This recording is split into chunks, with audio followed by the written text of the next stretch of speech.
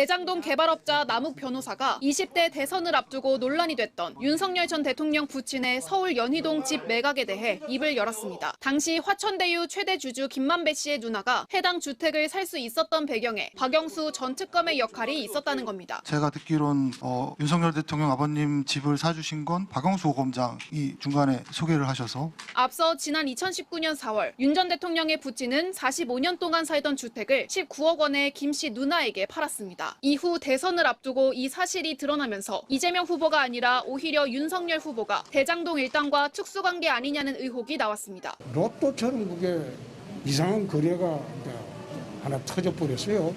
좀 기이하다. 이 정상적이지가 않다. 그럼 그 배경도 있을 거다. 당시 윤 후보는 부친이 금 매물로 판 정상적 거래였다며 김만배 씨와의 관련성을 부인했습니다. 사간 사람이 누군지도 우리는 모르고 중개사를 통해서 팔았기 때문에 김만배 씨의 누나라고 그래서 어제 처음 알았는데 TV 토론에서도 즉답을 피했습니다. 저축은행 대출 비리는 왜 봐줬을까?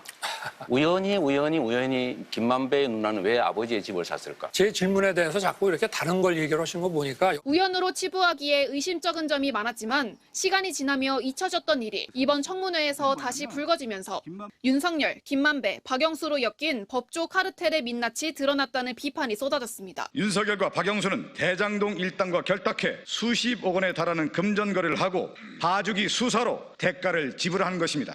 범여권 국조특위위원들은 부패의 중심에 윤석열 전 대통령이 있었는데도 조작 수사로 이재명 대통령에게 죄를 뒤집어 씌우려 한 게 밝혀졌다며 반드시 진실을 규명하겠다고 목소리를 높였습니다. MBC 뉴스 김현지입니다. 제가 간단하게 좀 질의를 할게요. 네. 2011년 상황이 제가 궁금하더라고요. 네. 조영과 관련된 수사를 윤석열 총수 이과장이 하고 그 변호사가 박영수인데 이 박영수를 소개한 사람이 김만배 아닙니까? 네. 그렇죠? 2011년 상황을 좀 설명해주고 또 궁금한 거는 김만배 누나가 윤석열 아버지 집을 사줬어요. 이건 네. 뭐냐면 김만배와 윤석열이 너무나 가깝다는 얘기고 사막에서 바늘 찾는 정도로 이 우연의 일치이거든요. 혹시 아는 내용 있으면 알려요. 나는 진짜 궁금하더라고요. 제가 그 당시에. 네. 지금도 궁금해요. 제가 듣기론 윤석열 대통령 아버님 집을 사주신 건 박영수 고검장이 중간에 소개를 하셔서 그렇죠. 사주셨다 이렇게 저는 전해 들었고 2011년도 일은 박영수 고검장께서 다 당시에 데리고 계셨던 검사님들이니까 어쨌든 제가 알기로는 그 박영수 고검장께서 부탁하셔서 조영 대표가 입건이 되지 않고 사건이 마무리된 걸로 그렇게 알고 있습니다. 그러니까 부패 카르텔 아닙니까 이거. 박영수, 윤석열, 조영 봐주고 그 집 사주고 박영수 연결해주고 그 혜택은 윤석열이 보고 말을 하지 말아야지. 이렇게 대장동 관련된 특검하자고 하니까 그 꽃무늬 뺀 거 아닙니까? 이상입니다. 서울 연희동의 한 단독주택입니다. 윤석열 전 검찰총장의 부친인 윤기중 연세대 명예교수가 45년 동안 살다가 지난 2019년 4월 19억 원에 팔았습니다. 그런데 집을 산 사람이 대장동 개발 의혹의 핵심 인물인 화천대유 최대 주주 김만배 씨의 누나였습니다. 김 씨의 누나 역시 천화동인 3호 이사로 거액의 배당금을 챙겨 논란이 된 인물입니다. 매매 시점은 당시 서울중앙지검장이던 윤석열 전 총장이 차기 검찰총장 후보로 유력하게 거론되던 시점입니다. 주변 시세보다 싸게 거래됐다며 다운 계약서 작성 의혹이 나왔고 애초에 돈의 성격이 의심된다는 주장까지 제기됐습니다. 윤 전 총장 측은 당시 고관절 수술을 받은 부친이 계단 없는 아파트로 이사하기 위해 시세보다 낮은 가격에 급매물로 내놓은 것이라며 당시 매입자의 신상에 대해 윤기중 교수는 몰랐다고 해명했습니다. 해당 부동산 거래를 도와준 중개업소도 당시 매입자가 다른 주택들까지 돌아본 뒤 조건에 맞는 윤 교수의 집을 고른 것이라고 설명했습니다. 사간 사람이 누군지도 우리는 모르고 중개사를 통해서 팔았기 때문에 중개료도 다 지급했고 김만배 씨의 누나라고 그래서 어제 처음 알았는데 그거에 대해서도 의혹이 있다 그러면 수사를 하면 되지 않겠습니까? 윤 전 총장 측은 매매 계약서와 중개 수수료 영수증, 통장 내역까지 공개하며 통상적인 거래라고 강조했고 화천대유 관계자가 윤 전 총장 부친 부동산을 사들인 건 우연일 뿐이라고 설명했습니다. MBC 뉴스 김정인입니다. 이거 대통령 선거가 끝나더라도 특검해가지고 거기서 문제가 드러나면 대통령이 당선돼도 책임지자. 동의하십니까? 이거 보세요. 동의하십니까? 이거 보세요. 동의하십니까? 제가 몸통이라고 하는데 제가 성남시장을 했습니까? 경기지사를 했습니까?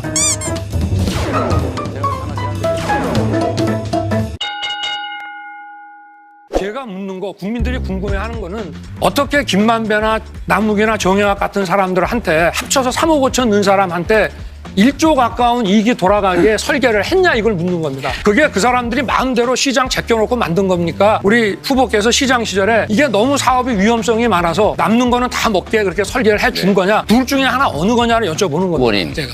모든 국민은 성남 이재명 시장에게 네. 100% 환수하는 게 바람직했는데 못했냐라고 비난하는 거 이해하고 그 점에서 제가 부족했다. 좀 더 노력했어야 된다고 사과드리지만요. 분명한 거는 공공개발 못하게 LH 포기시키고 업자한테 부정대출 봐주고 거기서 뇌물 받아먹고 거기서 이익 취하고 성남시가 공공개발하는 거 못하게 막고 이랬던 국민의힘 또는 윤석열 후보께서 하실 말씀은 아니다. 저축은행 대출 비리는 왜 봐줬을까? 우연히 김만배의 누나는 왜 아버지의 집을 샀을까? 제 질문에 대해서 자꾸 이렇게 다른 걸 얘기를 하시는 거 보니까 여기에 대해서 답을 못 하시네.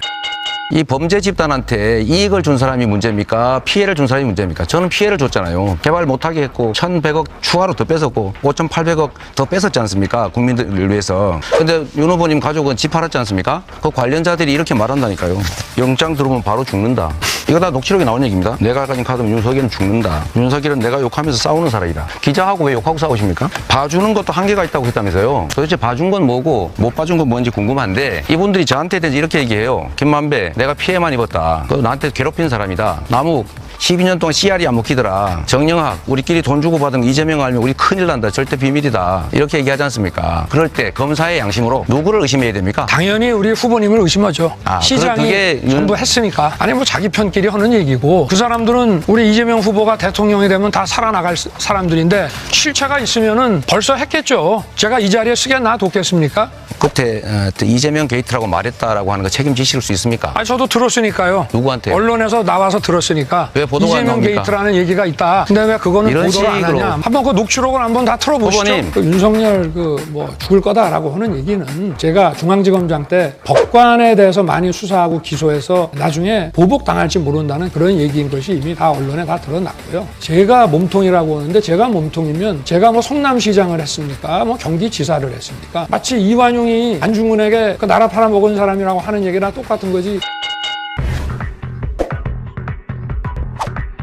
지금 또 녹취록이 하나 발견된 거 보면은 2014년 6월 29일 밤 우리 후보님이 재선하고 난 겁니다. 김만배, 정진상, 김용, 유동규가 모여서 도원결의 의형제를 맺습니다. 김만배가 정진상, 김용에게 이 대장동권 또 얘기를 하고 부탁을 합니다. 정진상은 신속하게 저희가 추진해서 마무리 짓겠습니다. 이런 얘기를 하고 그 후에 이 화천대유라는 것이 특혜를 받아가지고 도시개발 그 사업자로 선정이 됩니다. 또 수사가 작년 하반기 시작이 되니까 김만배가 남욱한테 천화동인 1호가 김만배 거라고 진술해달라. 그분이 누구냐 갖고 막 논란이 되니까 그게 그냥 다 나라. 김만배라고 좀 진술해달라. 이렇게 얘기합니다. 이거 보면은 모든 것을 설계하고 승인하고 기획한 우리 이재명 후보가 몸통이라는 것이 이게 명백하게 나오지 않습니까? 그분 아무 근거 없는데 본인이 페이스북에 쓰셔가지고 지금 몇 달 동안 가지고 있는 거 명백한 허위사실이죠. 똑같은 게 어떻게 여기는 중요하게 증거가 되고 본인에 관한 건 헛소리가 됩니까? 본인이 더 녹취록에 더 극렬하게 많이 나오지 않습니까? 그 점 좀 생각 좀 하고 말씀.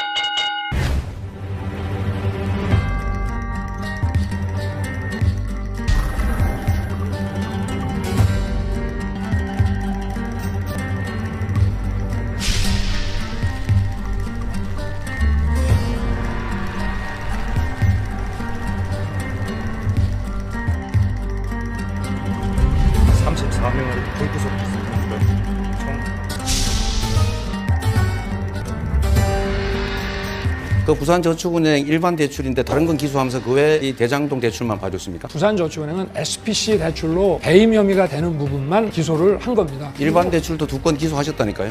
일반 대출 누가 기소합니까? 아니, 그 언론에 다 나온 얘기 왜 아유, 부인한다고 됩니까? 그러지 그러면 마시고. 한번 팩트 체크하고 아니면 어떻게 하십니까? 부산저축은행에서는 벌써 80여 명 이상 기소를 하고 56명을 구속 기소를 한. 아니 그런데 그 중에서 왜 대장동 1,150억 불법 대출을 알면서도 기소 안 하고 봐줬냐 말이죠. 나중에 2016년인가에 결국은 다 구속돼서 아니 2년 6개월 불법 실형 대출이 받았잖아요. 아니라 뭐 무슨 그 사람이 어디 가서 커미션 받아먹은 거를 또 기소를 안 했다면서 왜 또 불법 대출이? 조은영한테 커피는 왜 사주셨어요? 그럼 왜 타주셨어요? 저는 그 사람 본 적이 없습니다. 아니 참.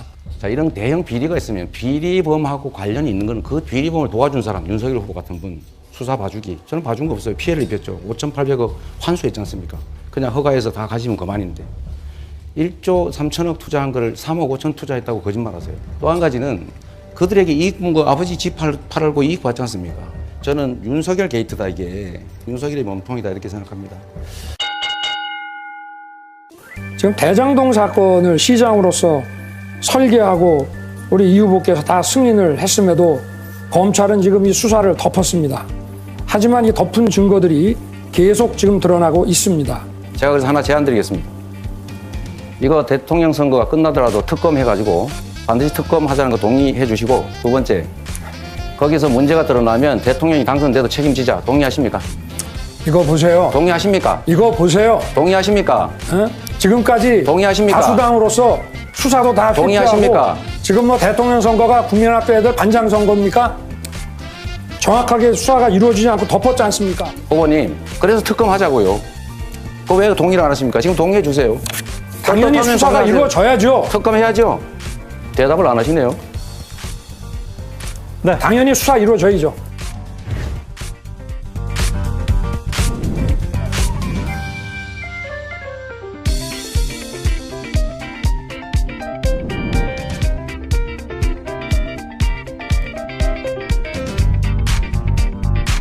제가 지금 들어오다 보니까 저한테 화천대유 누구 겁니다, 겁니까? 이런 거 묻는 사람도 있고, 길에 현수막에다가 화천대유 누구 겁니까? 라고 써붙인 국민의힘 현수막도 봤습니다. 그래서 제가 여러분들 이해하기 쉽게 여기 부울경 지역이니까 하나의 대비 사례를 제가 찾아봤습니다. LCT입니다. LCT. 이 LCT는 부산 도시공사가 토지를 다 수용한 다음에 헐값으로 민간에 팔았고, 민간은 거기서 인허가 받아서 초고층 아파트 무슨 레지던스 호텔 이런 거 지어가지고 약 1조 원 이상의 개발 이익을 얻은 사건이라고 합니다. 대장동은 어떻습니까? 대장동도 마찬가지로 개발 대상 지역인데, 원래는 가장 좋은 방법은 공공이 토지를 수용해서 공공이 개발 이익을 전적으로 취득하고 건설 이익, 건설 공사를 하거나 뭐 이런 데 참여하는 데는 상응하는 건설 이익을 보장해주고, 자금을 투자한 곳은 자금의 투자 이익을 보장해주고, 나머지 인허가에서 생겨나는 불로소득, 토지 불로소득은 다 공공이 취득하는 것이 헌법의 토지 공개념 계획에 맞는 것입니다. 그래서 성남시 대장동 지구는 원래 LH가 공공 개발을 하고 있었습니다. 그런데 지금 어디 사라졌다고 하는 모 변호사가 중심이 돼서 대장동 일대 토지를 다 샀어요, 이미. LH가 공공 개발을 하고 있는데 왜 샀겠습니까? 수용당하기 위해서? 당시 토지 시세 제가 알기로는 3배에서 5배 가량의 가격을 쳐주고 계약금을 10%씩 주고 샀습니다. 그래서 이들은 공공개발을 하면 망하게 돼 있었어요. 그런데 과감하게 샀습니다. 그리고 신영수 전 국회의원과 이제 같은 현대그룹에 근무했던 이명박 당시 대통령이 이렇게 지시를 하죠. 앞으로 토지 개발 사업은 민간에서 개발 이익이 남아서 민간이 하겠다는 것은 LH가 하지 마라라고 지시합니다. 그리고 이 개발업자로부터 뇌물을 2억 원인가 2억 5천만 원인가 받은 사람의 국회 보좌관 그 친형인 신영수 국민의힘 국회의원이 국정감사에서 LH에게 이렇게 얘기합니다. 대통령도 얘기했지 않냐. 민간에서 하겠다는데 민간이 개발 사업에서 이익이 남을 수 있는 건 LH가 손 떼라. 이러니까 제가 알기로는 이지송 당시 LH 사장도 이명박 대통령 친구라고 알고 있는데 이분이 국정감사에서 이렇게 얘기합니다. 네, 대통령께서도 말씀하시고 앞으로는 정관에 따라서 공공사업, 즉 돈 안 되는 사업만 하겠습니다. 라는 취지로 대답합니다. 그리고 2010년, 그럼 몇 달 후죠. 2010년 6월에 공공개발을 포기합니다. 그때가 선거 중이었는데 예상에 없이 제가 당선돼 버린 거죠. 뭐 제가 가만히 있겠습니까? 이미 선거 때 이미 공약했는데 반드시 공공개발로 환원하겠다. 토지 불로소득을 왜 개발업자들이 다 가지고 있느냐. 인허가로 생긴 이익은 국민이 갖는 게 맞다라고 제가 공언을 했고, 제가 당선이 돼서 공공개발을 하겠다고 했습니다. 그런데 이 성남시의 공공개발을 막은 사람들이 바로 또 국민의힘입니다. 당시 새누리당 국회의원이었던 신영수 국회의원 포함해서 성남시의회 과반수를 차지했던 당시 한나라당인가요? 새누리당인가? 이름밖에 잘 모르겠네. 하여튼 국민의힘이 공공개발 못하게 또 의회에서 방해했습니다. 지방채를 발행해서 시가 직접 사업을 하려고 했더니 지방채 부결했어요. 그리고 당시로서는 이 이명박 대통령이나 박근혜 대통령이 이거 민간 개발하자는 게 방침인데 성남시가 그 공공개발하는 지방채 발행을 해줄 리도 없어서, 승인해줄 리도 없어서 제가 포기하고, 그러면 도시공사 만들어서 민간 합작 개발하겠다. 돈은 민간이 되고 개발 이익은 성남시가 상당 부분을 환수하는 방식으로 하겠다고 했더니 이번에는 또 역시 새누리당 시의회가 또 방해했습니다. 못하게 민간 사업에 하게 해라 이렇게 주장을 했지만, 그러나 다행히도 이 민간 합작 개발하는 것은 성남시장의 전속 권한이어서 제가 민간 개발을, 민간 합작을 하게 된 거죠. 민관 합작을. 돈은 민간이 된다. 우리가 의결권 과반수를 가지고 마음대로 못하게 막는다. 그리고 성남시에는 이익을 확정적으로 보장한다. 이익을 확정적으로 보장하지 않으면 자꾸 로비하고 또 비용 부풀리고 이런 부정부패가 발생하기 때문에 제가 이익이 나든 말든 손해가 얼마 되든 이익이 어떻게 되든 무조건 비용 본인들이 다 부담하고 사업 전부 다 민간에서 하고 땅값이 오르면 이익 보기 시작하면 그건 알아서 하고 땅값이 떨어져서 손해보더라도 상관없이 무조건 성남시에는 4,600억을 보장한다. 그리고 1,800억 이상 되는 임대주택 부지를 무상 제공한다. 이 두 가지를 저희가 확보를 했습니다. 그리고 여러분 아시다시피 저희 입찰을 한 거예요. 입찰. 자, 돈 다 대시고 위원 다 부담하고 사업 다 수행하고 성남시의 이익 제일 많이 보장하는 사업자한테 민간 합작에 참여할 기회를 줄 테니까 참여하십시오. 한 달 이상 공고 내가지고 국내 굴지의 금융그룹 3곳이 입찰에 응한 거예요. 그중에서 가장 성남시에 안전하게 가장 많은 이익을 보장하는 곳을 선택했습니다.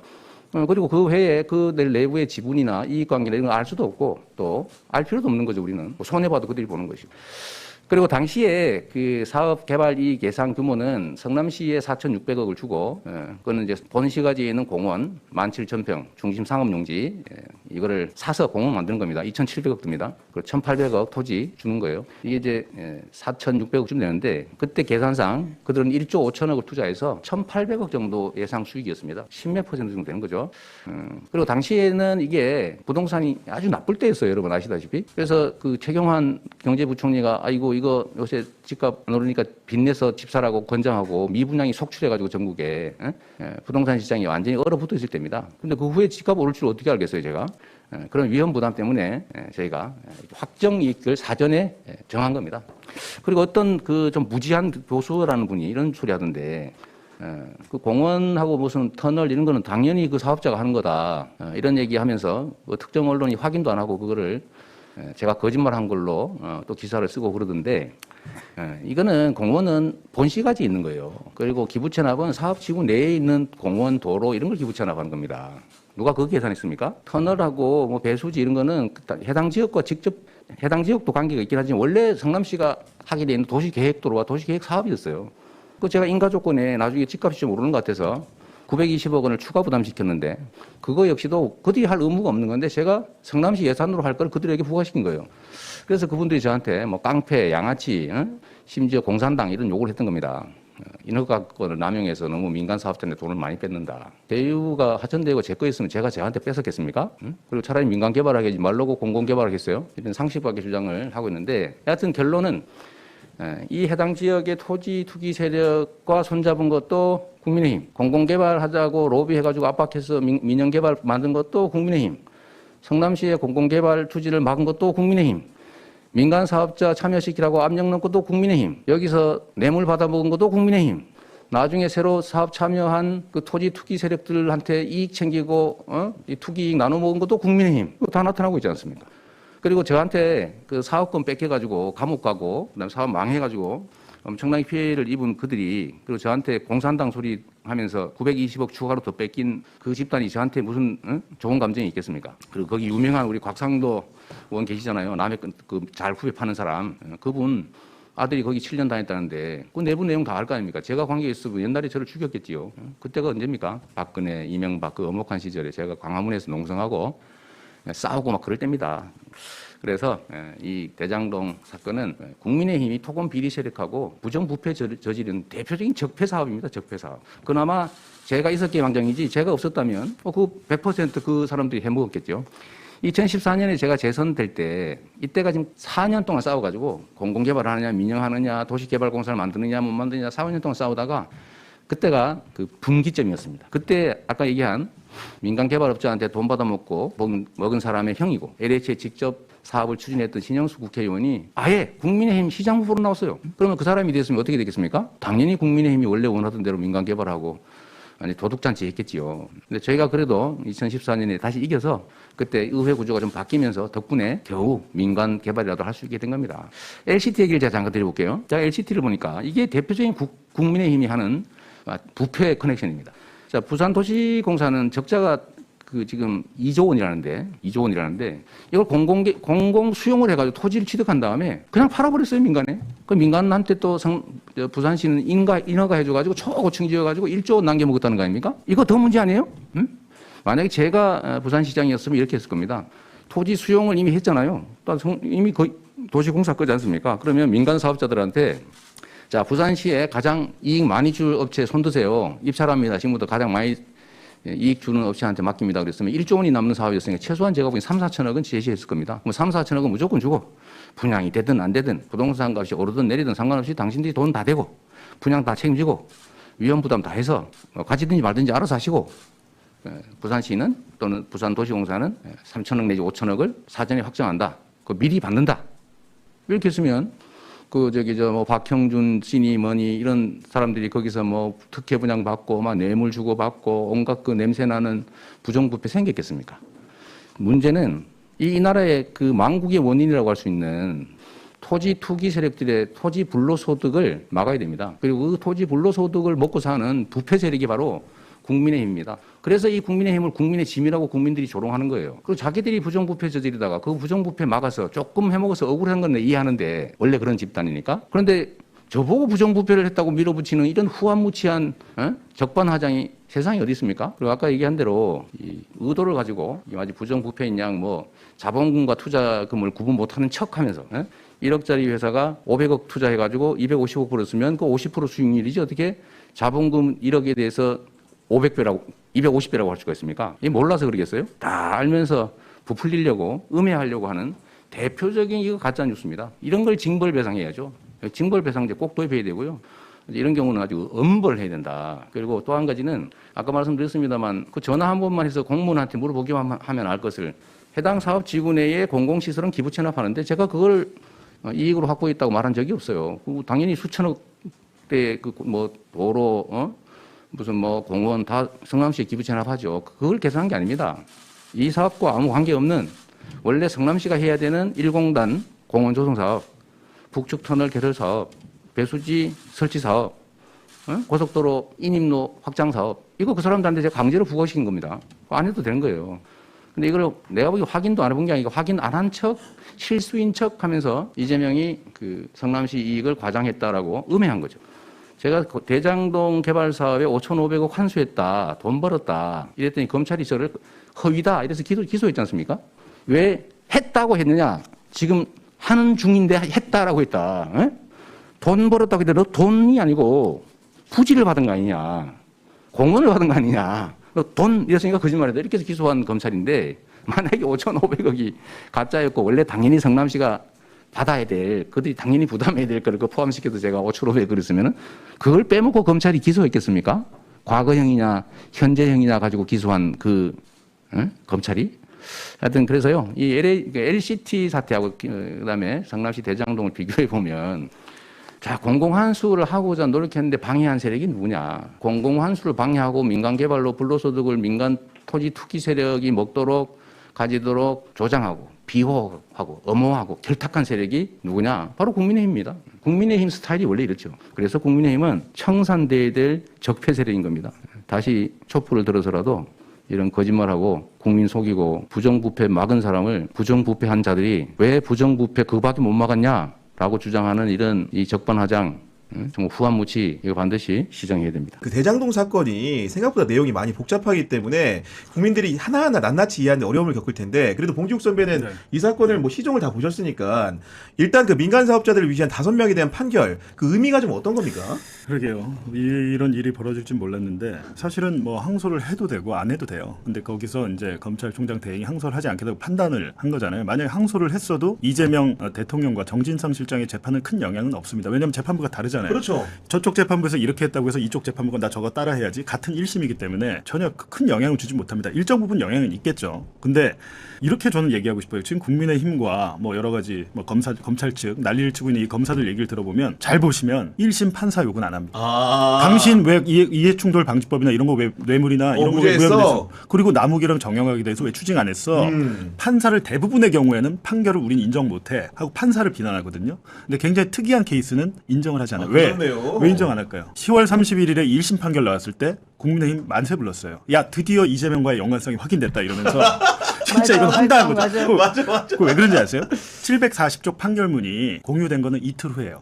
주말에 31일이 금요일이었죠. 일요일 정도, 월요일 정도에 이제 판결문이 쭉 기자들한테도 공유되면서 720쪽 내용을 보면 뭔가 이재명과 연관은 있을 것 같은데 저는 그거 20쪽 제대로 보지도 않았어요. 왜냐하면 어떤 형량을 내렸고 어떤 혐의를 적용했느냐 판사 이게 제일 중요하잖아요. 근데 그걸 보면 1차 수사팀, 그러니까 이 사건을 2021년도에 수사했던 팀은 대장동 그분은 유동규가 맞다. 그리고 이 일당들이 벌인 업무상 배임 금액은 한 600억 원대다. 이렇게 특정을 한 거예요. 특정을. 해서 그렇게 했잖아요. 근데 2차 수사팀 윤석열 정권이 돼서 보니까 1차 수사팀 인원들이 이재명 봐주려고 적게 했네. 얘들 다 빼요. 그래갖고 2022년 7월에 수사팀을 다시 만들죠. 새로 발족을 하고 다 거의 다 배제해버리면서 한간에는 1차 수사팀을 감찰해야 된다는 얘기까지 나왔었어요. 맞아요.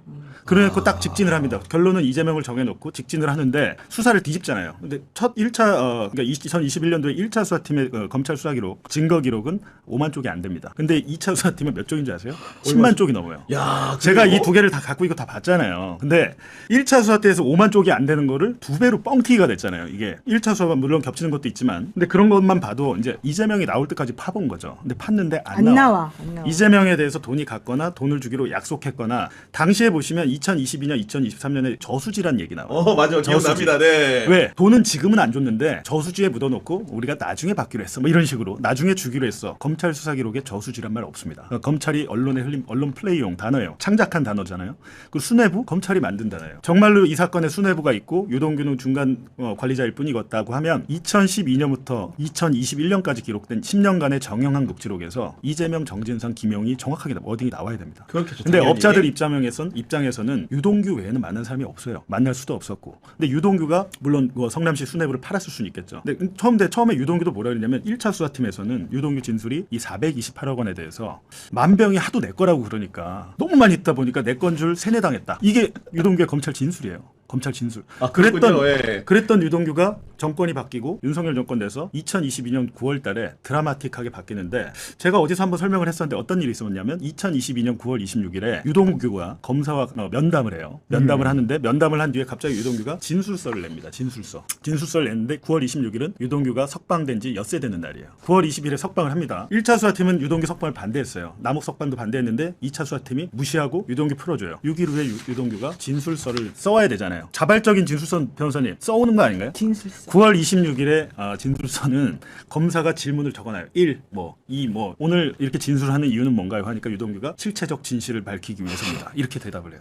네, 진술서라는 건 질문과 답변 필요 없이 나의 얘기를 쭉 써야 되는 건데 오전에 26일 오전에 김영석 검사와 면담을 하면서 그거를 자필로 적어요. 자필로 적은 다음에 그날 오후에 피의자 신문 조서를 작성합니다. 똑같이 김영석 검사님이 너무 신뢰가 가서 저는 오늘부터 실체적 진실을 밝히겠습니다 하는데 초기 단계에만 해도 이재명까지는 얘기를 하지 않았습니다. 정진상 실장만 엮고 들어갔어요. 근데 하다가 보면 어떤 논리가 되냐면 정진상한테 보고한 것이 곧 이재명한테 보고한 것이다. 왜? 2차 수사팀의 논리는 뭐였냐면 정진상과 이재명은 정치적 공동체니까 정진상한테 유동규가 뇌물을 갖다 바쳤으면 남욱의 돈을 유동규가 배달해서 갖다 바쳤으면 그거는 사실상 이재명이 받은 것이다. 이런 식의 논리를 구성할 수밖에 없게 된 거죠. 근데 만약에 정진상이 예를 들면 업자로부터 뇌물을 받은 게 문제가 생기면 어떻게 됩니까? 이재명을 직접 엮는 증거가 없으니까 정진상과 김영을 중간 브릿지로 넣은 거잖아요. 근데 거기서 유동규가 남욱한테 받은 돈을 갖다 바쳤다고 하는데 갖다 바친 사실이 인정을 못 받으면 이 다리가 무너져요. 그냥. 그렇습니다. 다리가 지금 무너진 상태입니다. 지금 그래서 저 난리를 치는 게 이번에 1심 판단에서 그 다리를 무너뜨린 거예요. 예를 들면 공직자의 이해충돌 방지법이란 것은 터널 개발 등 비밀 정보를 사전에 알려줬다. 근데 이해충돌 방지법 무죄 났어요. 무죄가 나온 거죠. 공소시효 만료도 있었지만 터널 개발이나 이런 거 얘네가 사업자가 선정됐는데 그럼 그 정보를 알고 있어야지 얘네가 모르는 게 말이 되냐 이러면서 그럼 비밀 정보 아니야 라고 판단을 정확히 한 거잖아요. 근데 그렇다 보니까 뒤늦게 이제 처음엔 다 좋아하다가 뒤늦게 보니까 야 큰일 났네 이렇게 된 거죠. 큰일 난 게 된 건데 그것과 다 상관없이 이재명 재판은 이재명 재판부에서 하는 거예요. 그냥 지금 재판이 중단돼 있잖아요. 근데 전 한 가지 이해가 안 되는 게 대통령 재판을 지금 하고 안 하잖아요. 그렇죠. 임기 내 할 가능성이 없잖아요. 없죠. 어떤 영향을 미친다는 건지 모르겠어요. 지금 정진상이 이제 남은 거는 정진상 재판은 하고 있으니까 만약에 정진상이 무죄가 나올까봐 저렇게 두렵나? 라는 건데 지금 무슨 범죄 수익 환수 뭐고 얘기 많이 하는데 이걸 아셔야 됩니다. 만약에 강백씨든 뭐든 2차 수사팀의 불법 강압수사, 국정조사든 감찰이든 수사든 그게 드러나면 지금 대장동 업자들은 항소심 가서 무죄 나올 수도 있습니다. 원인 무효가 되기 때문에 7,886원 다 말도 안 되는 얘기고 7,800원도 못 받아요. 그렇게 되면 수사팀은 난리칠 수밖에 없는 게 본인들의 불법 수사가 만약에 수사를 받고 나와봐요. 업자들은 무죄예요. 왜냐하면 그 수사팀에서 했던 증거들은 법정에서 인정이 안 됩니다. 그런 얘기는 아무도 하고 있지 않죠. 그러니까요. 그러니까 수사팀 중에서도 한번 저는 감찰을 빨리 해보라는 게 15명이 넘는 검사들이 왔다 갔다 하면서 수사를 했잖아요. 2년 넘게 재판도 하고 지금 딱 나와서 공개적으로 독자적으로 자기 의견을 게시판에 쓴 사람 3명입니다. 세 명이에요? 강백신, 김영석, 홍상철. 이 3명인데 김영석 검사 유동규 담당, 홍상철 검사 정영학 담당, 강백신은 여기 팀장. 자 보세요. 어미준 조용하죠. 왜 조용할까요? 어미준은 최초의 이거 팀장이었는데 반부패 1부장으로. 본인이 지금 상설특검 수사 대상이잖아요. 수사하면 조용해지고 진짜 그런 불법 사실이 있었는지 없었는지 수사하면 나와요. 국정조사하고 남욱, 유동규, 김만배 뭐 다 나와. 국회 앞에 서서 국민 앞에서 얘기해봐라고 하면 그리고 저는 국민의힘이 정신이 나간다는 생각이 드는 거예요. 국정조사 뭐 하자고 하는 거 자체가. 국민의힘 지금 잘 몰라서 그런데 유동규 빼고는 지금 다 뒤돌아섰어요. 그러니까 5명 중에 네. 지금 보면 정민영 변호사 마찬가지예요. 네. 정민영 변호사는 최근 뉴스타파 재판에 나왔습니다. 윤석열 그래요? 명예훼손 네. 사건. 강백신 부장이 반부패 1부장이 대선 개입 여론조작 특별수사팀 만들어서 언론사 수사했잖아요. 저도 수사받고. 정민영 변호사가 처음에는 만배영이 공산당 프레임을 만들어서 퍼뜨리라고 했다. 나도 들었다. 이렇게 얘기를 했다가 그런 거 들은 사실 없다고 얘기했어요. 진짜 그렇게 얘기했어요? 네, 제가 그렇게 얘기했어요. 정민영이 검찰 수사에 더 이상 협조하지 않겠다는 거고 지난 7일에 남욱이 뭐라고 그랬습니까? 이거에 대해서 감찰이나 수사를 하면 저와 제 지인들은 협조할 용의가 있습니다. 준비가 돼 있습니다. 그게 무서운 거구나. 이게 지금. 엄청 무서운 얘기예요. 야, 구체적인 그런 여러 가지 수사 과정에서의 문제점들은 또 이제 추후 얘기를 할 텐데 일단 변호사님께 여쭤보고 싶은 게 의뢰인이 검찰에서 징역 7년을 구형했는데 법원에서 8년을 선고합니다. 어떤 상태가 됩니까 보통? 멘붕이죠. 그러니까 그 변호사가 정말 어떻게 하고 싶죠. 지금 유동규 같은 경우에는 사실은 검찰이 여러모로 신경을 써서 7년 구형을 했는데 8년 선고가 됐단 말이에요. 집행유예도 안 되는 형을 선고받은 상황입니다. 유동규가 지금 1대4의 싸움을 하고 있다고 보인다고 설명을 해주셨는데 그런 상황에 저는 유동규도 어느 정도까지 이렇게 할 수 있을지가 약간 의심되거든요. 저는 유동규 돌아설 거라고 봅니다. 2심 가면 유동규 돌아설 수밖에 없어요. 유동규 사실 그 전부터 대통령 윤석열 대통령이 끝나고 이재명 대통령이 된 무렵부터 태도도 달라지고 말도 달라지고 사람들 만나지도 않고 되게 고민하는 모습들이 많이 보여가지고 이 사람 분명히 이제 이 판결 선고는 자기가 그동안 해놓은 게 있으니까 못 바꾸더라도 다른 사건에서는 분명히 말 바꾼다. 우리가 다 그렇게 생각했거든요. 그러니까 이번에 검사들이 난리치는 것도 국민의힘에서 난리치는 것도 사실은 유동규 더 들어라. 유동규 더 지킬 거다. 이제 이 얘기를 하려고 하는 거라고 저는 생각하고 네. 아까 처음에 이제 봉지욱 기자가 말을 잘했는데 뭘 말을 잘했냐면 처음에 이 판결 선고가 났는데 그 판결 선고의 의미가 뭔지를 사람들이 몰랐어요. 왜? 설명 자료만 딱 나왔거든요. 근데 설명 자료 보면 딱 두 종 얘기가 나오잖아요. 성남시장인 사람이 이제 몰랐었다라고 하는 그런 내용하고 수뇌부가 뭔가 지시하지 않으면 유동규 혼자 할 수는 없었다. 그러니까 이 두 가지가 상반되는 내용이 나오니까 처음에는 다 아전 인수적으로 뭐 조선일보라든가 뭐 어디들은가 이런 데는 전부 다 이거는 이재명과의 관계성을 이재명이 수뇌부로서 유동규가 시켰다는 거를 분명히 재판부가 인정한 거다라고 이제 막 좋아했었단 말이죠. 그렇지만 오마이뉴스난도 이런 데서는 아니다. 성남시장은 몰랐다라고 이제 해줬으니까 이건 아니다 이렇게 얘기를 한 거예요. 그 사람들이 전부 다 도대체 이게 무슨 뜻이냐? 판사가 왜 저기 판결이 이렇게 썼냐? 이걸 알려줘야지 이렇게 말을 했었어요. 그런데 그때까지는 판결문이 안 나오니까 아무도 말을 못 하고 있다가 나중에 이제 판결문이 나오면서부터 이제 그걸 분석을 막 하기 시작했는데 그것도 판결문이 처음에 다 돌아진 게 아니고 그 이름을 가려가지고 이제 돌려야 되다 보니까 그거 하기 전에 그냥 변호인들만 먼저 보게 된 거예요. 그러니까 변호인들이 그거를 조선일보랑 이런 데 먼저 뿌린 거예요. 비실명화된 거를. 네. 근데 이제 조선일보 이런 데서는 비실명화된 거를 뿌릴 수는 없으니까 그 이름 같은 거는 이제 조금 자기네끼리 알더라도 그걸 그대로 보여주지는 않고 이것이 무슨 뜻인지 이제 설명을 이제 확인하고 이제 드는 거예요. 근데 보니까 이재명하고 연관성이 그렇게 많이 나오지가 않으니까 이거 이제 우리가 어떻게 되는지 다음에 이제 노선이 나오는 거죠. 그러다 보니까 사람들을 자극하는 건 결국 돈이다. 그래서 이제 7,800억 막 이 얘기를 추징금의 문제로 계속 시환을 하게 해서 되는 거죠. 근데 어쨌든 핵심은 그거 같아요. 그 대장동 사건에서는 검사들의 조작질이 엄청 심했다는 게 이번에 드러났잖아요. 그거 제일 잘 아는 사람이 누굽니까? 유동규하고 남욱이에요. 근데 유동규하고 남욱하고가 지금 남욱은 그래도 자기 돈 안 뺏기니까 좀 좋아하는 걸로 내가 알고 있고 유동규는 생각보다 선고가 형이 세게 나와가지고 나만 바보 됐다 이렇게 생각하고 있는 것으로 지금 알고 있고 그러다 보니까 이 사람들이 입을 막아줘야 되는데 남욱 벌써 입이 또 돌아섰잖아요. 그러니까요. 네. 남욱은 이랬다 저랬다 맨날 돌아서잖아요. 그러니까 남욱의 말은 뭐 그렇다고 치고 유동규도 마찬가지예요. 유동규 처음에는요 이재명 대통령이 대통령 될까 말까 할 때는 이재명 대통령에서 한마디 안 했어. 그러다가 나중에 가서 이제 자기 여자친구랑 뭐 2층에서 뛰어내리고 뭐 핸드폰 뭐 없애고 이러면서 이제 좀 문제가 되니까 그때부터 놀아섰거든요. 그래서 이제 그런 걸 보게 되면 검찰이 믿을 수 있는 거는 유동규밖에 없는데 유동규도 돌아설 만한 조짐이 보이니 이거를 단속해야 되겠다라고 생각한 거. 두 번째는 아까 말한 대로 자기네들 어차피 뛰어내리고 정관예우 받아가지고 이 돈을 좀 벌어야 되는데 그렇게 하기 위해서는 검사들한테 잘 보여야 될 필요성이 있고 그래서 난 조직을 위해서 희생하는 사람이다라고 하는 프레임으로 만들어야 된다. 그래서 일부러 그렇게 한 것이다. 이건 저는 피고인 중에서 약간 이해가 제 개인적으로 이제 서사만 이해 안 되는 게 정영아 분명히 이 사건 처음 터졌을 때 검찰에 매우 협조한 사람으로 그렇죠. 알고 있는데 이 사람 갑자기 검찰이 10년 구형하고 이런 상황으로 바뀐 거는 도대체 무슨 일이 있어서 그런 겁니까? 일단은 제가 한 가지 말씀드릴게요. 이거 아마 아무도 모를 텐데 남욱 변호사는 이번에 추징금 원래 구형은 1,011억 원이에요. 1,011억 원인데 남욱이 지금 뭐 추징보전 해제해달라고 그런 기사가 나왔던데 대장동 사업은요. 그 권한을 원래는 2010년까지는 이강길이라는 사람이 갖고 있었어요. 근데 이강길이라는 사람이 2010년 10월경에 조우영한테 넘깁니다. 조우영 아시죠? 누군지 압니다. 대장동 예, 브로커로 예, 알려지고 예. 윤석열이 봐줬다고 그 의혹이 제기된 그 당사자 조우영이 여태까지 브로커로 알려졌죠. 근데 저는 예전부터 조우영이 주인이라고 그랬어요. 조우영에게 사업권이 넘어갑니다. 100% 넘어가고 나서 조우영이 부산 이듬해 2011년 2월부터 저축은행 사태가 터지니까 대검중수 수사가 시작되잖아요. 조우영이 그 사업권을 또 다른 사람한테 넘겨요. 김용철이라는 사람이 있어요. 넘겼다가 김용철도 나 이거 못하겠다 해서 수사가 막 시작되니까 김용철이 다시 남욱 변호사한테 넘깁니다. 그래서 최종적으로 대장동 개발 사업 권한은 남욱 변호사가 갖고 있었어요. 근데 문제는 대장동 사업이 잘 됐잖아요. 어찌됐든 잘 됐는데 문제는 부산저축은행의 그 원금이 원래는 대장동 땅에 다 계약금을 쓰였습니다. 처음에는. 왜냐면 거기 성남시 땅이 아니에요. 국가 땅도 아니고 원래는 그냥 민간의 특정 종중 2개 종중의 땅이 70%예요. 그러니까 사야 되는 거니까. 그래갖고 네. 얘들이 저축은행 돈을 받아서 그 종중과 다 계약금을 하고 계약금을 저축은행 돈으로 했으니 저축은행 망했잖아요. 그럼 그 계약금에 대한 채권 누가 있습니까? 예금보험공사 갖고 있어요. 예금보험공사가 저축은행 돈 회수를 못한 원금이 383억 원입니다. 그게 지금 얼마일까요? 이자가 붙어서 2024년 2월 기준으로 2,700억이에요. 아 그래요? 그럼 지금 얼마예요? 한 3,000억 될 겁니다. 네. 2023년 2월 기준이니까 지금 2년 8개월 정도 넘었잖아요. 기하급수적으로 늘었는데 2023년 2월경에 예금보험공사가 남욱에 대해서 압류를 합니다. 무슨 말인지 알 수 있죠? 이해됩니다. 남욱의 네. 돈 1,011억 원은 예금보험공사로 가서 저축은행 피해자에게 변제될 계획입니다. 이거에 대해서 지금 아무도 모르고 얘기 안 하고 있죠. 아 그래요? 예금보험공사가 이미 남욱의 집 등 40억 원에 대해서 가압류를 걸어놨어요. 그러니까 남욱이 그 돈을 찾는다 해도 그 돈은 정말로 그거는 올바르게 쓰이는 거죠. 예금보로 갔다가 저축은행 피해자에게 분배가 될 것이다. 구조구나. 그러니까 무슨 추징금 걱정은 그렇게 하면 안 되고 예금보험공사는 그런 일들을 했잖아요. 원래는 연대보증 이강길이었는데 남욱으로 바꿔버립니다. 근데 남욱이 하나 실수한 게 뭐냐면 사업권 받을 때 이강길한테 요청을 받아요. 너 연대보증도 가져가. 남욱이 그걸 수락한 거예요. 수락을 해가지고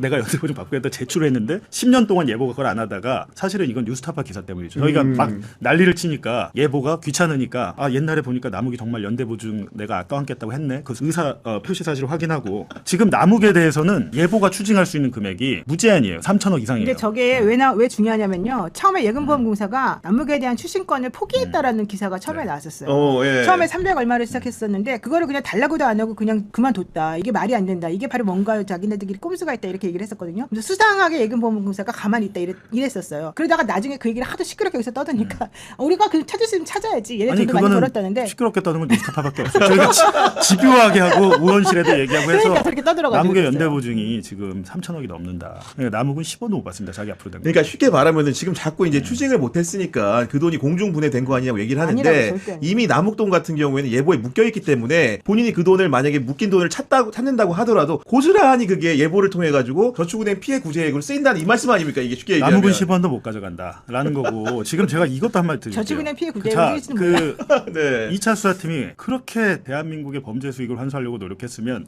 지금 추징 보존된 액수가 2,000억 정도입니다. 정영학에 대해서는 10원도 못했어요. 김만배, 남욱, 정민영 정도로 한 거예요. 지금 네. 합쳐서 2,000억 정도인데 이거는 뭐 어떻게 한 거냐고 하면은 배당금의 그 수익이란 거는 매년 나오는 거예요. 특정 회계년도에 매년 일정 매년 한 3, 4월경 나와요. 그게 이제 녹취록 보면 나오는데 한 번에 팍 받는 게 아닙니다. 이 돈을 3, 4년에 걸쳐서 받는 건데 수사 과정 할 때도 수사를 할 때도 2021년에도 배당을 받아야 되고 22년 배당부터 묶어놓은 거예요. 지금 22년, 23년 그게 2,000억 정도 아직 안 받은 걸 묶은 거예요. 이건 너무 쉽죠. 안 받았으니까 신탁회사에 그 돈이 있어요. 그건 할 수 있는데 정말로 이 사람들의 범죄 수익은 우리가 찾아서 우리 국민들에게 돌려줘야겠다고 하면 이미 빼서 써서 숨긴 돈을 찾아야 될 거 아니에요. 그럼요. 거의 안 찾아야지. 그걸 거의 안 했어요. 수사 기록상에 그게 거의 안 나와요. 그렇구나. 압수수색할 때 뭐 김만배, 수표 다발, 뭐 다발 이 정도는 얼마 되지 않으니까 그러면 이 사람들이 벌써 몇 천억을 뺏어 썼는데 제가 볼 때 이 생각을 하는 거죠.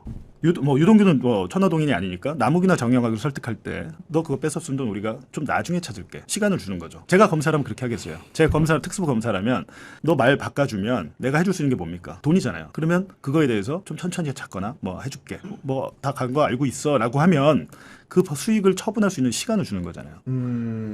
검찰이 직접 찾아가지고 어디 뭐 마늘밭에 묻어놨든지 어디다 뭘 사놨든지 해서 한 게 거의 없어요. 제가 그 말씀 드리는 거고 또 천화동인 6호 조우영 282억 받았습니다. 천화동인 7호 배성준 121억 받았어요. 지금 그분들 뭐 재판 가 있다는 얘기 못 들어본 것 같은데. 합치면 400억이죠. 이 사건에 있어서 2차 수사팀이 어떻게 한지 아세요? 조우영이는 언론사 수사에 협조를 합니다. 수사를 받는 도중에 입건은 되고 피의자가 됐어요. 압수수색도 받고. 그러면 지금 조우영이를 처음 수사한 게 2024년 4월이에요. 지금 2년 6개월 됐습니다. 조우영 지금도 번도 기소 안 했어요.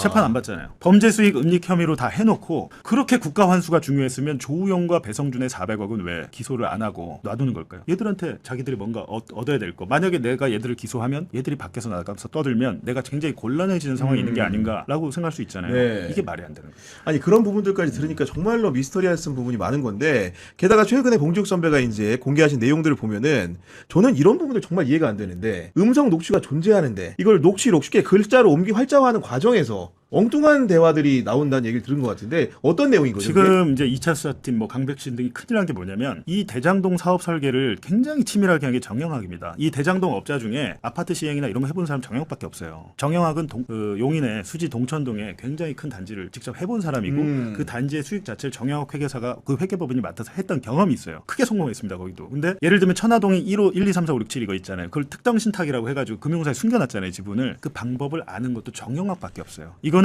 금융의 빠꾸미도 모르는 수법이었는데 정영학이 머리가 되게 좋잖아요. 그래서 정영학이 뭡니까? 내가 검찰 수사에 다 협조할게. 처음에 들어갔죠. 문 열고. 2021년 9월, 네. 9월 말과 10월 초에 두 차례에 걸쳐서 자기가 녹음했던 녹음 파일하고 USB 다 제출합니다. 그거 뭐겠어요? 정영학만 유일하게 불구속 수사받았어요. 맞습니다. 네, 난 협조하고 다 하겠습니다라고 했는데 지금 정영학이 폭발하고 있죠. 검찰이 조작했다고 나오는데 정영학의 그 주장은 남욱의 주장은 어떻게 보면 증거가 없어요. 수사를 한다고 하더라도 검사가 배가르겠다고 한 걸 어떻게 입증할 겁니까? 그렇죠. 녹음이 돼 있는 것도 녹음기가 아니고. 있는 것도 아니고 자기 구속된 상태였는데 정영학의 폭로는 그 대부분 물증이 있더라. 그래서 이번에 정영학 측 변호인이 항소심 재판부에 낼 의견서 자체가 이제 미리 나온 거예요. 그걸 김종훈 기자가 받았고 김종훈 기자가 받았는데 이게 막막하잖아요. 본인이 뭔 소리인지도 모르겠고 뭐 그러니까 해설을 요했고 쉽게 얘기하면 녹취록이 있는데 자기 네. 녹음 파일이 없으니까 그래서 물어보길래 제가 녹음 파일 한번 제가 녹음 파일은 또 저만 갖고 있지 않습니까? 이거 뭐 구매할 의향이 있으면 제가 구매할 의향이 있으면 제가 팔겠습니다. 그런 거 왜 갖고 있는 거예요, 도대체가?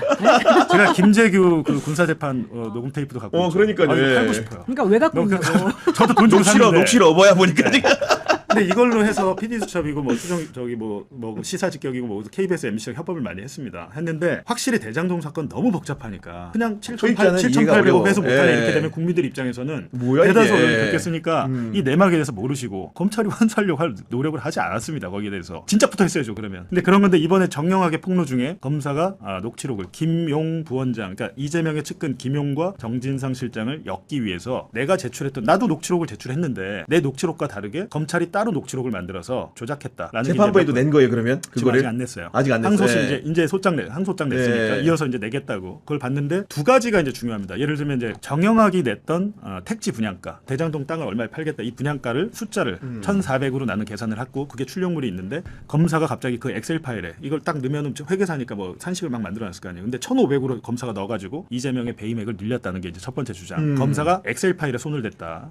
그 증거를 조작했다는 얘기잖아요. 그게 첫 번째고 이제 두 번째 중에 제가 주목할 만한 여러 가지가 있는데 네. 검사가 내가 제출한 녹음 파일을 왜곡해서 녹취록으로 만들었다. 왜곡해서 만들었다. 근데 제가 처음에는 이 검찰의 녹취록이란 것은 검사가 직접 하지는 않습니다. 검찰청 소속 속기사들이 해요. 그렇겠죠 보통 당연히. 속기사들이 하는데 예를 들면 속기사는 이거 처음 듣는 내용이고 내용 잘 모르면 잘못 쓸 수는 있어요. 그래갖고 전 처음에 그게 아닌가라고 봤는데 정영학이 주장하는 조작 3개 중에 적어도 2개는 거의 조작이 확실해 보입니다. 그 조작 주장에 대해서 보면 녹취록이랑 직접 비교를 해서 여러분께서 들어보시면 예를 들면 이제 정진상 실장을 엮기 위해서 남욱이 유동규한테 9천만 원을 준 날이 있어요. 그날 녹음이 돼 있는데 남욱이 유동규한테 돈 주고 어떤 상황이었는지를 그날 저녁 정영학에게 전화를 해서 설명을 합니다. 설명을 하는 과정인데 유동규가 내가 준 쇼핑백을 받아 들고 나갔다 들어와서 갑자기 씩씩거리면서 얼굴이 빨개져가지고 뭐라고 하면서 그리고 이제 실장님 얘기를 하더라고요. 이렇게 돼 있어요. 근데 그러면 누가 봐도 이거는 돈 든 쇼핑백을 유동규가 갖고 나갔다 왔는데 실장님 얘기를 했으니까 이건 정진상 실장한테 갔구나 이렇게 볼 수 있죠. 네. 녹취록 그렇게 만들었는데 사실은 알고 보니까 실장님이 아니고 제가 녹음 파일 갖고 있잖아요. 재창이 형이라고 초기 사업자의 정재창 씨라는 사람이 있어요. 예. 정재창 씨를 유동규가 왜 얘기했냐면 유동규는 그러니까 되게 소심해요. 기록을 보면 유동규라는 사람은 굉장히 원래 성악했잖아요. 굉장히 감수성이 예민합니다. 감수성이 예민하고 노래 잘 부르고 얼굴 보기와 다른데 보니까 지금 막 이게. 태극기 이건 유튜버라 다르게 그 사람 그래서 제가 노영희 변호사 말이 저는 설득력이 있다 보는 게 굉장히 예민한 사람이에요. 이번에 전폭적으로 돌아설 수 있습니다. 근데 하여튼 이 사람은 정재창을 싫어해요. 정재창이는 내가 돈 받고 한 거 알게 되면 나중에 문제될 것 같으니까 돈 주고 와서 재창이 형 얘기를 꺼내더라고요. 뭐라고 하냐면 야 재창이는 빼라고 계속 얘기해요. 유동규가 야 정재창이는 빼 빼라고 얘기. 위험하다 얘는. 이런 맥락에서 나온 얘기인데 그 재창형을 정진상 실장으로 둔갑을 시킨 거죠. 그게 제일 확실해서 같이 한번 들어보시면 좋을 것 같습니다. 네, 저희가 그건 소개를 좀 해드리면 될 것 같고. 아니 근데 그 단어가 그 단어랑 헷갈린 단어가 아닌 걸로 보이거든요. 그러니까 너무 뻔하죠. 사실은 뭐 위례를 갖다가 어른, 위어른 이런 식으로 약간 좀 헷갈릴 수 있는 그런 단어들을 중심으로 해가지고 이 사람들이 좀 장난을 쳤다는 건데 실제 저는 재판에서 그렇게 하는 변호사들을 봤어요. 아, 실제로 변호사 중에서 민사 소송 같은 거 할 때 사실은 녹취록을 만들어서 내거든요. 근데 녹취록은 원래 그 음성으로 된 파일이 있고 그 파일에 들어있는 그 말 그대로 내가 속기를 옮겨서 썼다라고 속기 사무실에서 적어가지고 이제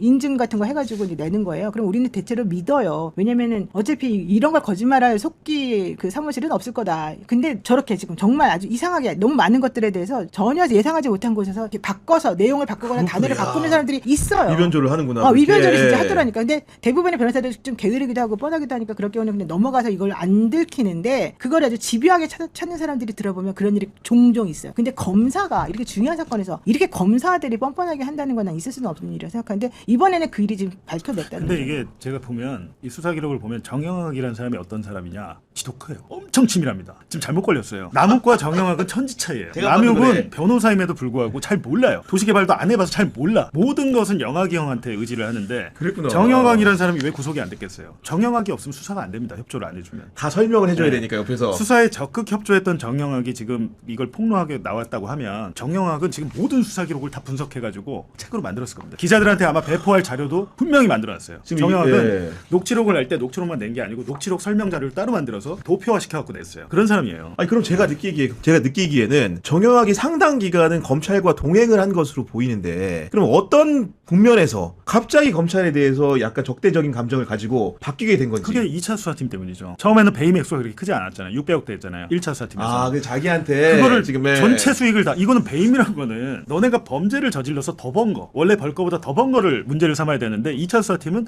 니네가 번 거 다 뱉어라고 하니까 이건 억울해서 못 참겠다 근데 이거죠. 그와 관련해 가지고 정영학 씨가 그 의견서를 정진상 실장 그 재판받을 의견서를 낸 게 3월 달이에요. 올해 3월 달. 지금 11월이 넘었잖아요. 네. 실제 그 문자 메시지를 협박당한 거에 대해서는 나중에 지금 내겠다고 얘기를 하고 있고 실제 그거 말고 내가 평당 1,400으로 나는 계산했는데 검사가 1,500으로 장난쳐 가지고 이 모양 이꼴을 만들어 놨대서 분노해 가지고 한 게 바로 올해 3월 달이에요. 올해 3월이 되게 중요한 의미가 있는 달이잖아요. 윤석열이가 구속이 됐다가 구속이 취소가 되기도 하는 날이고 실질적으로는 윤석열이가 4월 달에 파면될지 아무도 몰랐던 타임이고 윤석열이 돌아올 수도 있다는 거 생각하는 그런 타임이었거든요. 그러니까 정영학 씨가 기본적으로 이거를 내가 그대로 놔둬가지고 검찰하고 계속해서 딜을 할 수 있을지 없을지에 대해서 확신이 안 섰던 것 같아요. 검찰을 못 믿게 된 상황이 나는 3월 달부터 했다고 봐요. 야, 이제 이런 식으로 흘러간다는 결국은 저도 이제 사실 정영학이라는 사람이 계속 검찰하고 관계가 원만한 줄 알았는데 이랬고 실제로 이제 여러 가지 위변조 의혹에 대해서도 적극적으로 이제 주장을 하고 있다고 하니 굉장히 놀라운데. 이렇게 보세요. 남욱이랑 정영학이 예전에 지금 2022년, 2023년에 본인이 법정에서 한 진술 뒤집잖아요. 위증으로 추가 기소됩니다. 그러니까요. 이 사람한테 실익이 없어요. 예를 들면 이제 뭐 여러 가지 있다고 하더라도 나는 지금 이것 때문에 징역 1, 2년 더 살아야 될 수도 있는 상황인데 이런 상황에서 나는 할 얘기는 해야겠다라고 나오는 거잖아요. 근데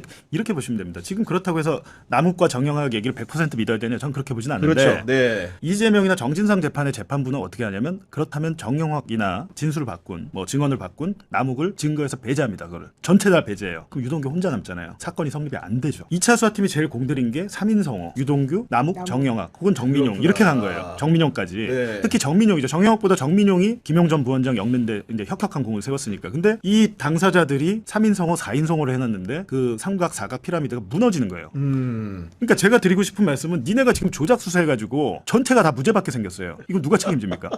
야, 정말로 이게 무슨 뭐 영화 같은 얘기로 느껴져요. 네. 왜냐면은 그분들이 어쨌든 간에 사실은 굉장히 자기들끼리도 처음에 서로를 못 믿고 이런 과정에서 기소가 됐고 실제로 피고인들 간의 의견은 굉장히 엇갈리는 상황이었는데 갑자기 지금 뭐 전세가 지금 보면은 지금까지 1대4의 구도로 됐고 그 일마저도 흔들릴 여지가 있는 상황이기 때문에 그럼 결국은 가장 고립되는 거는 대장동 2차 수사팀이고 그 사람들이 사실 항명의 불씨를 살린 거 아닙니까? 그래 그 진정성을 의심받을 수밖에 없는 판국인 건 분명하네요. 그러니까 검찰이 어떤 조직이냐면 이것도 잘 안 알아요. 제가 뉴스타파에서 기사 많이 썼거든요. 근데 이게 많이 안 알려져서 그런데 2015년에 조우형과 남욱이 수원지검 수사받아요. 근데 남욱은 뭐 변호사법 위반 횡령 등으로 받는데 남욱 때문에 정영학도 압수수색을 받아요. 근데 그때 당시에 정영학 녹취록 10년치 중에 2015, 16, 17이 없어요. 이유가 있어요. 정영학이 진술을 해놨어요. 보니까 수원지검에서 당시 압수수색 받고 하면서 이렇게 녹음을 해놓으면 내가 그 녹음해놓은 휴대전화와 USB를 다 가져갔대요. 수원지검이. 그러면 이게 정상적인 검찰이라면 남아있어야지.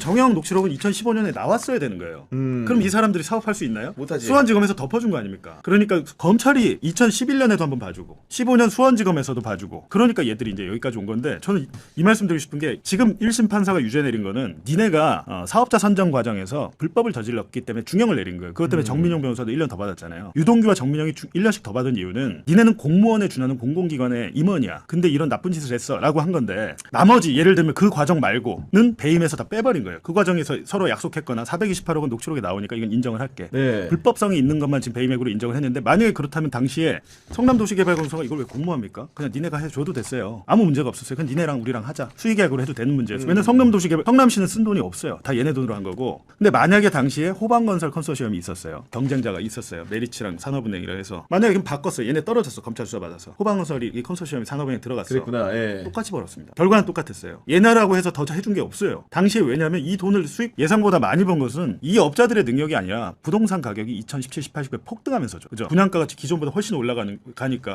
대장동 주위 아파트가 다 폭등을 해가지고 있는데 당연히 네. 그럼 아파트 분양가를 어느 정도 시세와 맞추잖아요. 근데 그거에 대해서 이 대장동 업자들이 아니고 호방건설 컨소시엄이더라도 마찬가지였다라는 거죠. 야, 이런 상황이 되면은 그러면 이제 이런 것들의 위변조 의혹이라는 게 제기됐다. 우리 노영희 변호사님이 봤을 때는 그 내부의 감찰로 맡길 수는 없는 상황인 것 같고 그렇다고 한다면 이 부분을 어떤 식으로 수사를 하거나 조사를 해야 되는 겁니까? 원래 이렇게 검사들이 잘못하면은 그걸로 수사하라고 공수처가 그래서 만들어져 있는 거잖아요. 네. 근데 지금 공수처가 거의 역할을 지금 아무것도 안 하고 있잖아요. 그리고 공수처에 검사를 갖다 놨더니 그 검사들이 지금 장난치고 조작해가지고 이번에 2명이나 영장도 청구될 지금 처해 있는 거잖아요. 김성기 뭐 이런 등등등. 그러니까 현실적으로 검사들의 그 조직이라고 하는 거는 공수처도 마찬가지고 성격을 달리하는 사람들로 구성을 해서 서로 간에 이렇게 견제와 균형을 이루도록 하지 않는 이상은 결국은 다 자기끼리 짬짬이가 돼버린다. 네. 그러니까 결론적으로 말씀드리게 되면 이 검사들은 지금 현재 있는 모든 특권들을 다 바꿔놓지 않으면은 이런 일은 계속해서 반복된다. 이렇게밖에 생각이 안 듭니다. 그 저만 구속되고 남욱은 풀어주고 정영학은 기소도 않고 정영학이나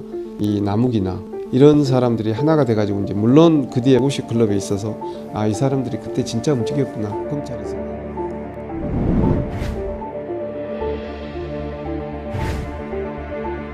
먼저 인터뷰에 응해주셔서 감사드립니다. 대장동 문제로 감옥까지 갔다 오셨습니다. 요즘에 대장동 그리고 화천대유 뉴스 보면서 어떤 마음, 어떤 심정이실까요?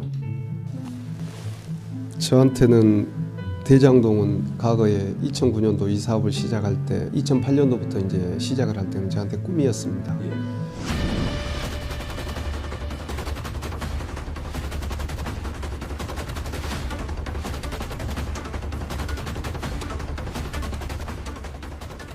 통합된 회사는 민간 회사와 경쟁할 필요가 없고 민간 기업이 이익이 나지 않아서 일을 안 하겠다고 하는 그 분야에 우리가 보완을 해야 돼요. 우리가 당시에 수용 방식과 이제 환지 방식, 민영 방식이라 그러죠.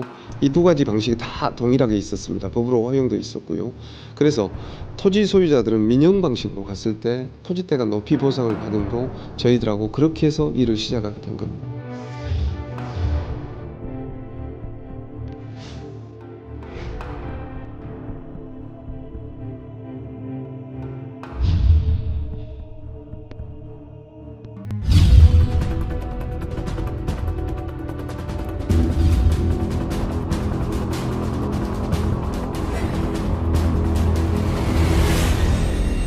남욱을 내가 어떻게 만나냐면 내 아는 지인을 통해서 이제 저희들이 인허가로 이제 굉장히 노력을 할 때입니다. 근데 지자체, 시의원, 뭐 국회의원, LH가 상임위가 압박을 받을 수 있는 게 사실은 그 상임위 활동을 하고 있는 국토부 분과위원들 아니겠습니까?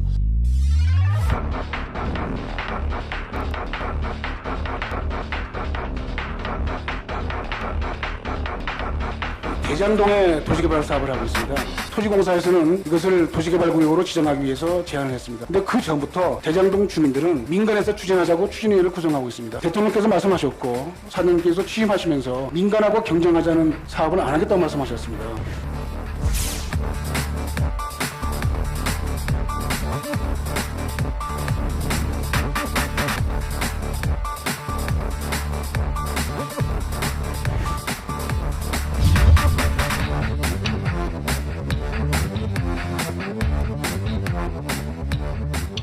트리플7 하이힐이 있습니다. 왜 그러냐면 사업비가 이제 기투입에 돼야 되는 돈, 또 우리 비용은 누구한테 담보가 없지 않습니까? 실패하면 더 큰 문제가 오므로 어쩔 수 없었습니다. 나한테 선택이 이것밖에 없었습니다. 당시에 내가 할 수 있는 모든 것들은 로비라도 해서라도 이 사업을 성공시켜야 됐습니다.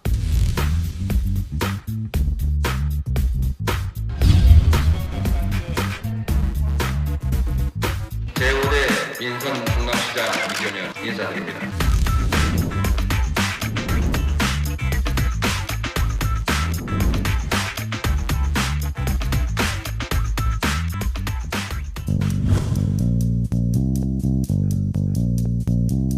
민영개발 회사가 이익이 얼마 남든 손해가 나든 개발 허가를 해 주셔야 된다고 생각합니다.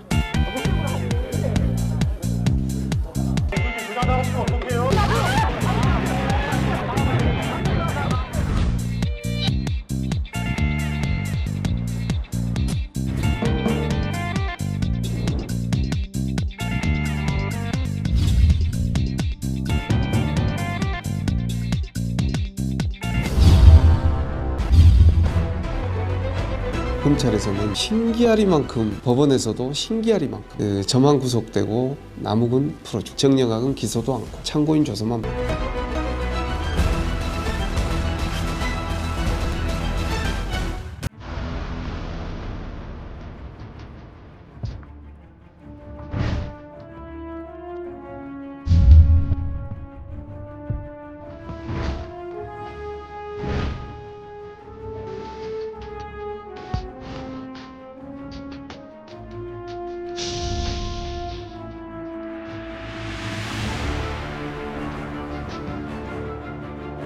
김만배나 정영학이나 이 남욱이나 이런 사람들이 하나가 돼가지고 이제 물론 그 뒤에 50클럽에 있어서 이 사람들이 그때 진짜 움직였구나 이런 것들을 봤을 때 제가 이건 저는 완전 합리적인 의심이라고 보고 있습니다.